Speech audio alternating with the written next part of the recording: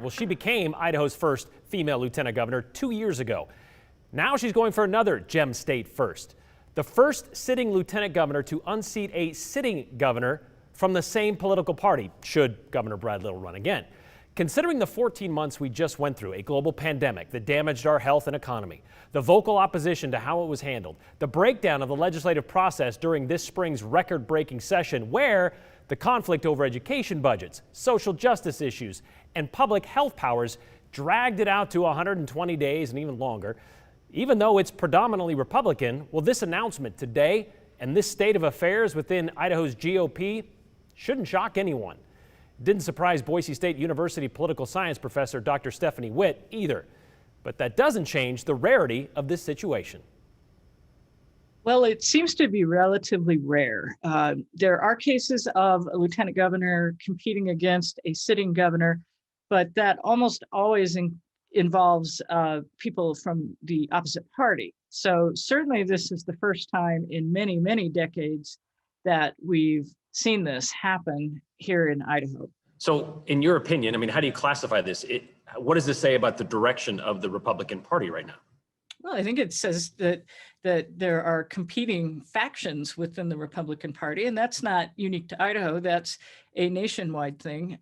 We recently this week saw the National Republican Party in Congress unseat Representative Cheney from her leadership position, because she had parted ways with the leadership about how to describe and characterize the January 6th insurrection and the role of Trump in the party going forward. So I think there's some factions within the party nationally, and we're seeing kind of a miniature version of that here in Idaho. Normally, kind of inter-party kind of fractions and divisions kind of kept in the back room sometimes. There has been no secret about the way Lieutenant Governor has felt about the governor, especially this last year. Is this the trend that we're going to see? I mean, does this surprise you? I kind of wish it did surprise me, but we're a long way away from the days of Ronald Reagan, who really insisted that Republicans never said anything bad about Republicans in public. Clearly we're no longer in that kind of an era. I've seen that at the national level, certainly, and we're seeing it here now. The lieutenant governor is not a shy person, it seems, and I'm sure she'll be an interesting candidate to watch and listen to. You know who's not stepping away from the Trump side of the Republican Party? Lieutenant Governor Janice McGeachin. We still have a year to go before the Republican primary in May of 2022, as Joe mentioned. Dr. Witt says by declaring this early, McGeachin can garner more exposure and raise more money. The downside is that means more money will likely have to be spent just to win the primary. By all 6 candidates now running for governor, that is, again, including the current governor, if that happens, if all 6 of them are on the Republican side of the ticket, that's pulling a lot of people's votes in different directions. But there's going to be a lot of attention given to the top 2 names in this race, especially since, well, they will have to work together for the next year or so. That relationship likely won't change much considering how we got here.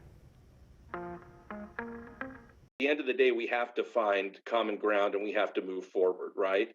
But at the same time, making sure that every voice is heard. But if people feel like they haven't been heard or they haven't been treated fairly, that's when you really struggle keeping people united. So I think that's where we're at right now.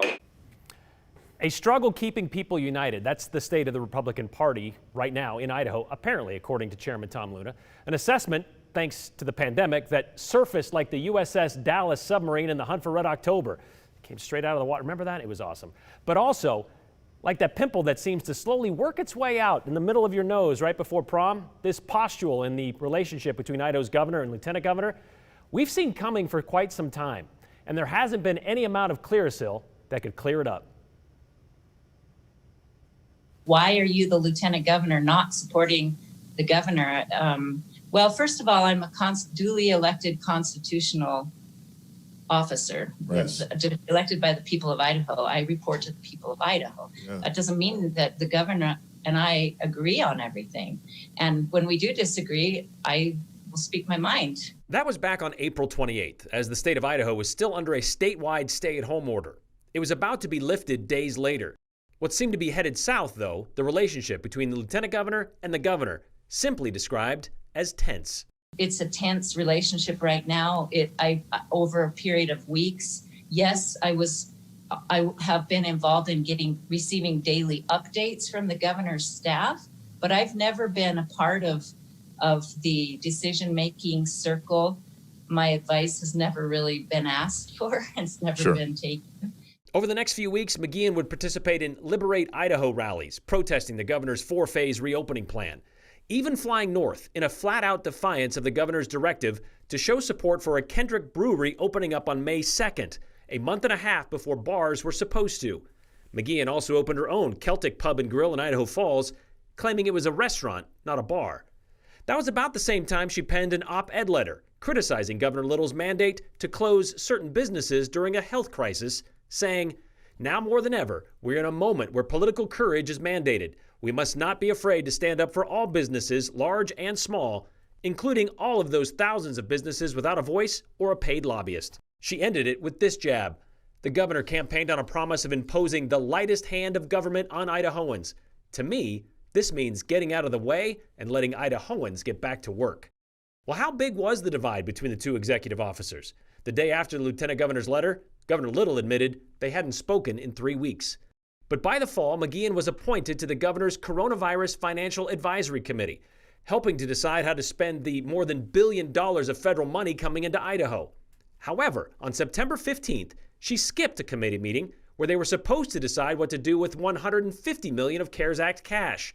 Instead, driving to Stanley to attend a rally with the president's son, tweeting out a picture before sending the committee an email, minutes before that meeting was to begin. Her staff claimed she was absent because of personal reasons.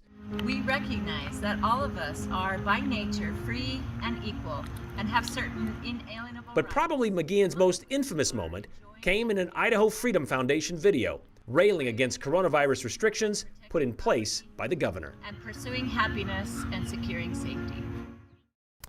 They went weeks without speaking to each other over the last 14 months. One has to wonder what those communications will play out, how they'll play out over the next 12. By the way, both Little and McGeachin won their respective positions back in 2018 with 60% of the general election votes. And whichever way this plays out, at least one of them will be ending their term in January 2023.